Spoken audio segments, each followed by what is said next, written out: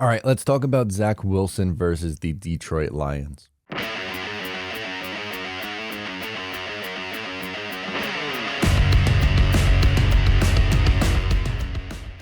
Hey, what's going on? Matt O'Leary back with another video. Today I wanted to talk about the New York Jets versus Detroit Lions and how I thought Zach Wilson played in his return.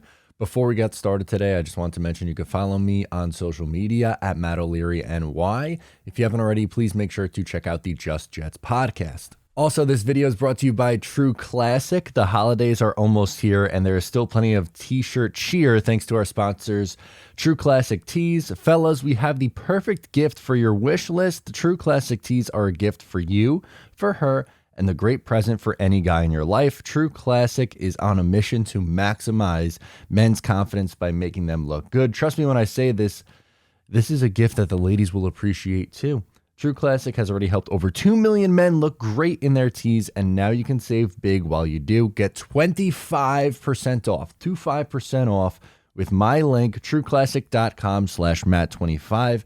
And the discount doesn't stop there. You'll even save more during their site-wide sale. Support our show, check them out, and use my code Matt25 at trueclassic.com/Matt25. Okay, so the Jets lost to the Detroit Lions. It was very frustrating. There's tons of reasons why they lost the game. I'm going to go over that on today's Jet Report later on today. I'm just going to talk about everything that went into why the New York Jets lost, unfortunately. One of those reasons, though, not the only reason, but one of those reasons was the play of Zach Wilson. Yes, there was some good, but there was also some bad and just not enough consistency. So we'll talk about it. We'll go through it.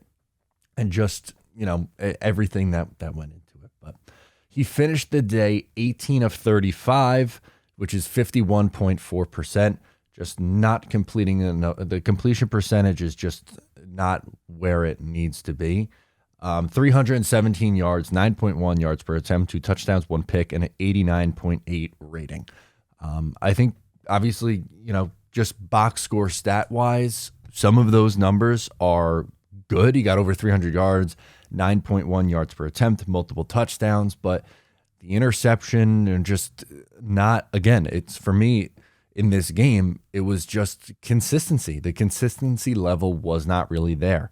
In the first half, he looked solid. It was a really solid first half for Zach Wilson. He just can't put a full game together. He hasn't been able to, and this past week wasn't able to put together a full game. In the first half, 8 of 14, 57.1 completion percentage, which isn't great. It's still not good enough, but it's better than what we'll see in the second half. 185, which is yards, which is 13.2 yards per attempt, 1 touchdown, no interceptions.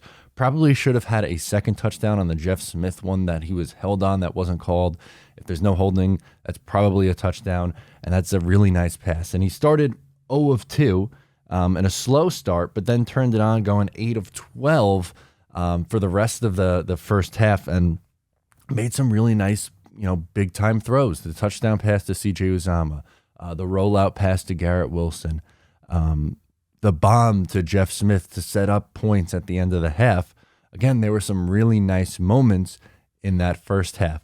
The second half is when things start to get rough, and specifically after an interception. It seems like he's a different quarterback after he makes a mistake because, one, it was a brutal mistake, didn't read cover 3. The safety kind of just came back up, made the interception. It looked like he just didn't see him on the left-hand side. He jumped the route trying to get over to Elijah Moore. But in the second half, 10 of 21, which is 47.6% completion, 132 yards, which is 6.3 yards per attempt, 1 touchdown, 1 interception. And again, I think he got, and Mike LaFleur, too, to a little extent, went way too conservative after the interception. They were playing scared after that. When Zach Wilson is playing confident, he's a much different player and looks like a much different player. But then one mistake, one miss, one error, and he goes into a shell. And it really, in that third quarter, after the interception, just went off a cliff. Just absolutely plummeted. You missed Braxton Berrios, you missed Garrett Wilson on third down, you missed Elijah Moore at the end of the game, and he ended up Zach ended up, making up for it and making a couple of really big time throws also on that final drive. But he left, without exaggeration, there were probably at least five throws that should have been completions and left an additional 75 yards, 100 yards on the field.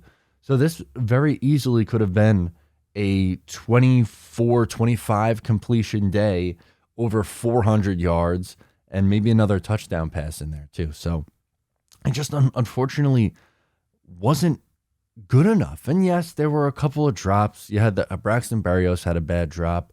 Tyler Conklin, I thought, had a drop on a ball that was borderline, but just that's one that you'd like to see brought in.